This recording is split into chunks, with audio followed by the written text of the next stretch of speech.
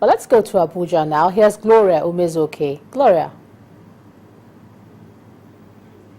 Thank you, Joma. Welcome to the nation's capital. Ahead of the 2015 Imo governorship election, aspirants from various parties have been declaring their intentions to run for the #1 seat in the state. The latest of such declaration is coming from a two-time Senate member representing Imo East Senatorial District, Senator Chris Anyanwu. But during the declaration amidst a mammoth crowd of supporters in Owerri, the Imo State capital, Senator Chris Anyanwu said she is the right person to lead Imo to the promised land. The hall filled to capacity and the seat in anticipation of the arrival of the woman some of them refer to as a woman of vision.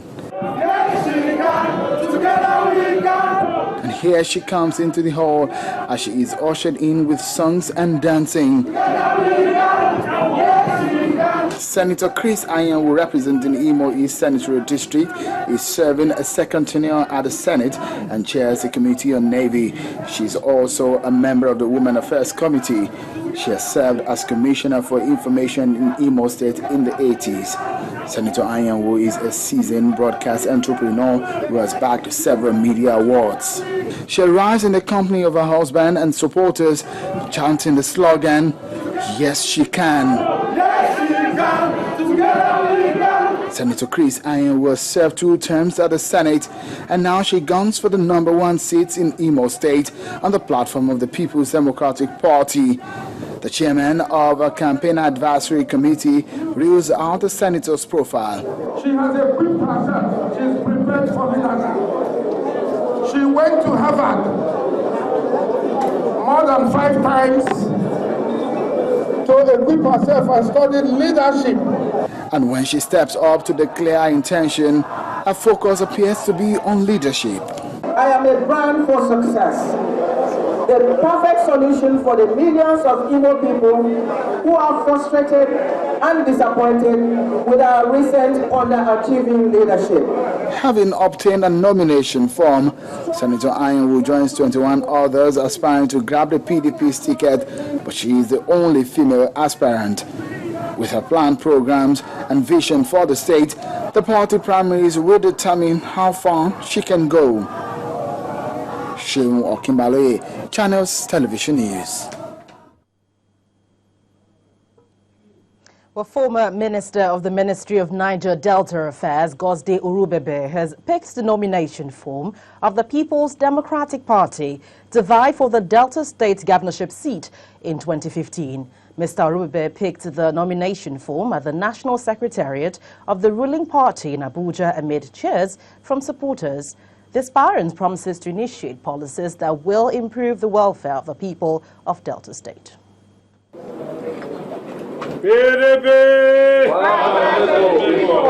Mr. Orubebe was among several aspirants that picked their nomination forms on Tuesday from the National Secretariat of the People's Democratic Party in Abuja. According to the former Minister of the Niger Delta Affairs, his desire to vie for the governorship is driven by the passion to improve the quality of lives of his people. I want to develop Delta State, and we are going to have a Delta State of equal opportunities where everybody will work together as one group of people. God didn't make a mistake in calling that geographical area called Delta State, and so we don't have any reason to argue or to do things that will cause disaffection.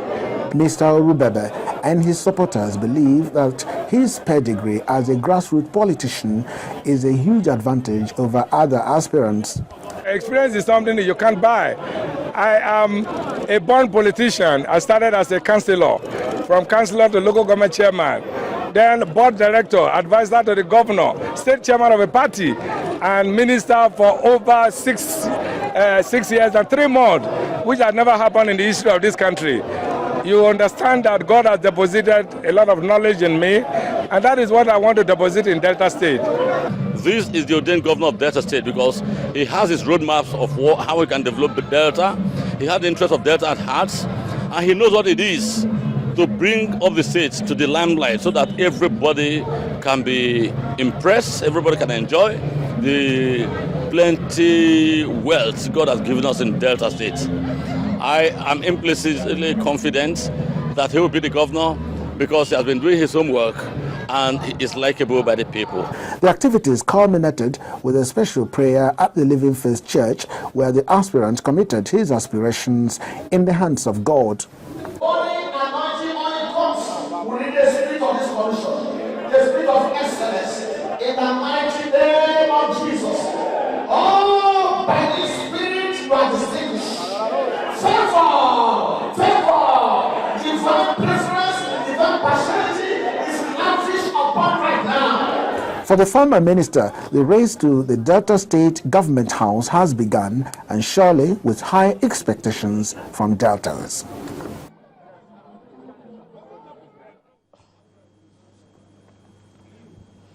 The National Broadcasting Corporation says it is putting together 200 billion naira as National Broadcasting Fund to ensure a smooth and sustained transition to digital broadcasting in Nigeria by June 2015. The chairman of the National Broadcasting Commission, Professor Herbert Orji, told participants at the African Broadcasters Conference in Abuja that feasibility studies are ongoing for the application of the funds. Content production, delivery and sourcing were top on the agenda at the conference, components which Professor Orji and other key players at the conference say successful digitization would depend upon. It is called the biennial ritual for African broadcasters, and with good reason. Africast brings together major players in the broadcast industry to showcase and talk broadcast and global best practices.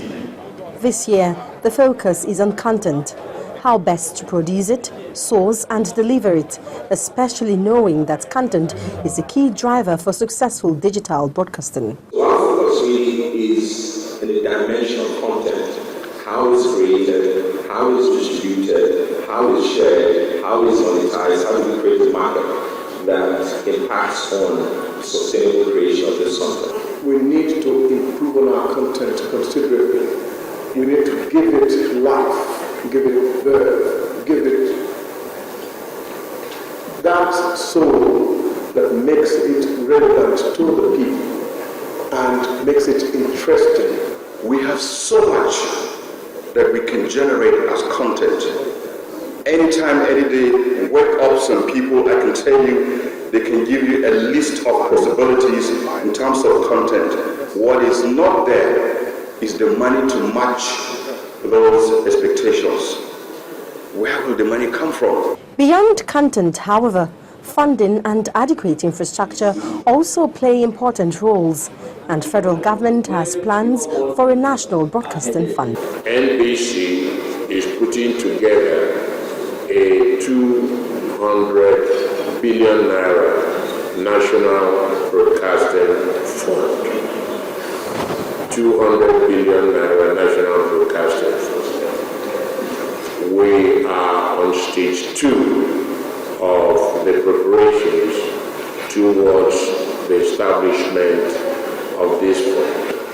It will provide 1, grants for capacity building, that's outright grants, these are not loans, and 2, it will provide soft loans to the television, radio, cable, and other producers, including but not limited to producers and distributors and acquirers of content. That way, the fund will elicit comprehensive response with regards to growth and development in the industry.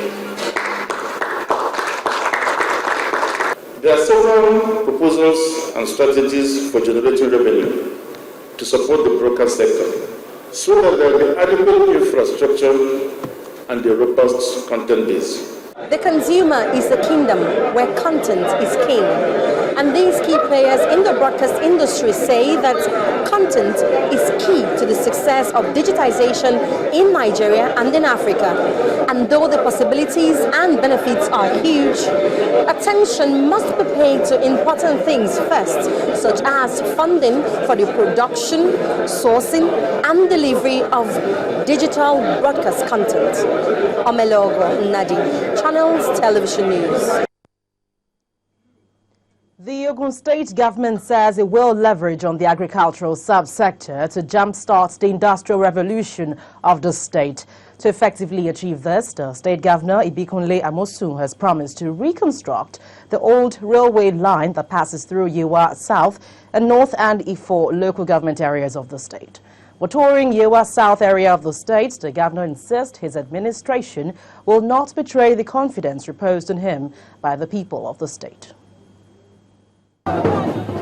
It was a triumphant entry for Governor Ibikunle Amosun as thousands of party supporters, including market men and women, artisans as well as traditional rulers, welcomed him on his walking tour of Yewa South local government.